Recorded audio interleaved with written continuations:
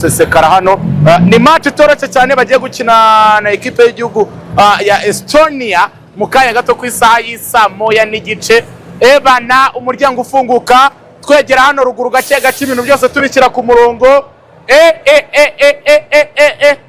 Amavubi mu isura nshya yaje ameze neza muvandimwe. Ewana Amavubi uwo bita Ticha arasohoka neza cyane, ameze neza cyane. Ewe Constantine Vano Trip ngwino hano. Baba we, iyi costume ya kocha Constantine iteye ubwoba. Amavubi arimo aragenda za gace gira ngo murabona Manzi na Korode baje mwita Kavita. Ewana nawe muramubona bamwita Samuel Gereti. Ewana ageze hano ameze neza cyane. Ewana we bita Rene nawe muramubona bakamwita Kwizera Amada. Bamwita Adolphe nawe ngira ngo muramubona. Ewana Abediex. Ewana mwita Byiringiro Rage. Ewana bose ngira ngo muramubona bamwita twegera hano. Ewana mwita umugiza Obedi nawe muramubona.